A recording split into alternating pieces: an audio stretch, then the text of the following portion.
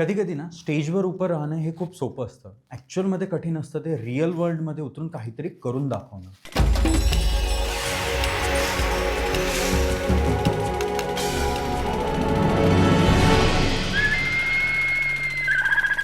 नुक्कड नाटक ही फक्त एक फिल्म नाही, ती आयडियलिझम आणि रिॲलिटी यांच्यामधील अनकम्फर्टेबल पायरी आहे, जिथे स्लोगन संपतात आणि ॲक्च्युअल रिस्पॉन्सिबिलिटी सुरू होते.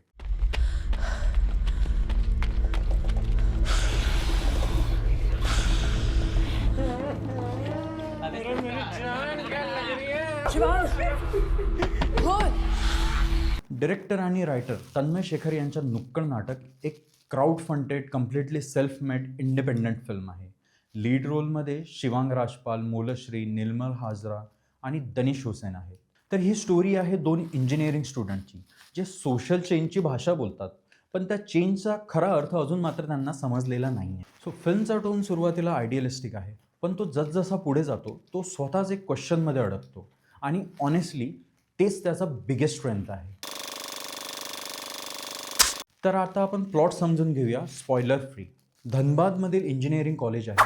मोलश्री ही अग्रेसिव्ह, एनर्जेटिक, सोशली अवेअर, अन्यायाविरुद्ध आवाज उठवणारी, गरिबांना मदत करणारी आणि सिस्टमला चॅलेंज करणं हा तिचा कोअर आहे. तिचा फ्रेंड शिवांग इंटेलिजंट पण इंट्रोवर्ट, स्वतःच्या सेक्शुअल आयडेंटिटीशी स्ट्रगल करणारा, समाजाच्या टोमण्यांमुळे आतून जखमी झालेला आणि एका चुकीमुळे दोघांनाही कॉलेजमधून काढून टाकलं जातं. पण त्यांना एक चान्स दिला जातो, जवळच्या स्लममधल्या 5 मुलांना स्कूलमध्ये दाखल करणं. ते हे मिशन सुरू करतात, पण लवकरच त्यांना कळतं की सोशल चेंज हा फक्त इंटेन्शनने होत नाही. हर स्टोरी के 3 वर्जन्स होते हैं, एक टीचर का, ये है तुम दोनों का टर्मिनेशन लेटर। मैम क्या टर्मिनेशन? एक स्टूडेंट का और एक सच। मुझे लगता है कि जिंदगी में हर एक को एक चांस और मिलना चाहिए. अगर आप इन बच्चों में से 5 बच्चों को चुन लें और उन्हें किसी स्कूल में एनरोल करा दें, maybe I can take you back.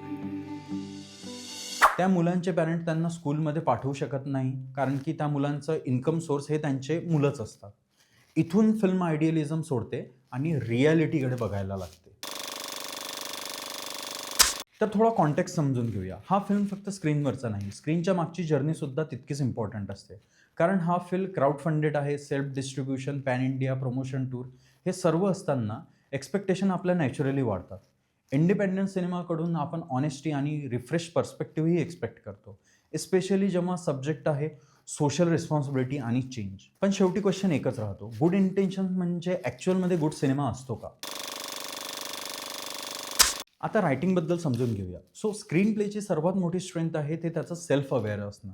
Molshree आणि शिवांग हे परफेक्ट हिरोज नाहीत. त्यांचं आयडियलिझम कधी कधी परफॉर्मेटिव्ह वाटतं. ते स्लमसाठी काम करतात, मात्र सुरुवातीला मोटिव्ह हा स्वतःची सुटकाच असतो. हा सेल्फिशनेस आणि सोशल कॉन्शियसनेसमधला कॉन्फ्लिक्ट रायटिंगमध्येही खूप छान पकडला जातो. काही सीन थोडे कन्व्हिनियंट वाटतात, एस्पेशली शेवटचा व्हॉइस ओव्हर.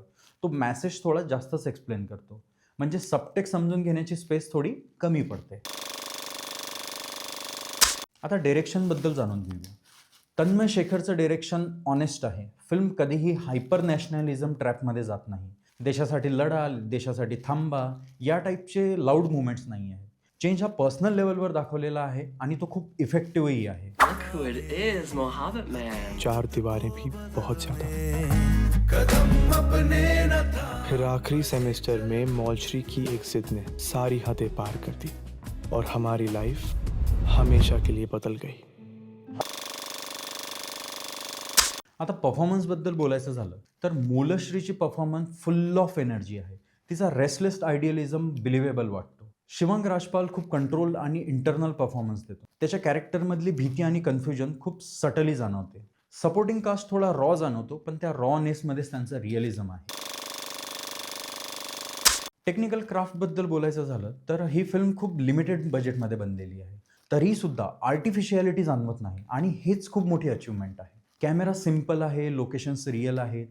एडिटिंग मात्र काही ठिकाणी लूज वाटते.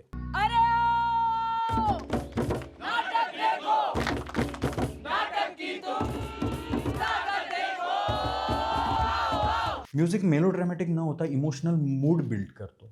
Overall technical side not glossy but definitely fake नाही आहे. थीम आणि सबटेक्स्ट. सो फिल्मचा कोर थीम आहे स्पीकिंग आणि डुईंग यांमधलं अंतर. सोशल मीडियावरचं ॲक्टिव्हिझम, कॉलेज स्टेजवरचे परफॉर्मन्स, डॉक्युमेंटरी पाहून येणारी इन्स्टंट एम्पॅथी आणि ॲक्च्युअल ग्राउंड रियालिटी काय यांमधलं डिफरन्स हा मूवी खूप चांगल्या प्रकारे दाखवतो. ही स्टोरी आहे आयडियलिझमच्या मॅच्युअर होण्याची. सेल्फ व्हॅलिडेशनसाठी केलेल्या ॲक्शन्सपासून ते रिअल रिस्पॉन्सिबिलिटीच्या ॲक्शन्सपर्यंतची ही जर्नी आहे. काही ठिकाणी film Aamir Khan style typical social सिनेमाची आठवण करून देते, पण ती पूर्णपणे त्या टेम्पलेटमध्ये बसत नाही. तर पिक्चरबाज व्हर्डिक्ट काय? नुक्कड नाटक परफेक्ट फिल्म नाही. कधी कधी प्रीची होते, काही मुमेंट्स प्रेडिक्टेबल वाटतात, पण त्याच्यात एक जेन्युइन स्ट्रगल आहे. हा फिल्म आपल्याला गिल्टी फील करायला लावत नाही, तो आपल्याला विचार करायला लावतो. आयडियलिझम स्टेजवरून उतरून रिअल लाईफमध्ये कसा येतो, हा प्रवास जर तुम्हाला बघायचा असेल तर हा फिल्म डेफिनेटली वर्थ वॉचिंग आहे.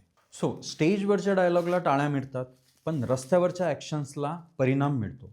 नुक्कड नाटक कदाचित या दोघांमध्ये अडकतो, पण त्या अडकण्यातच त्याची खरी आयडेंटिटी आहे.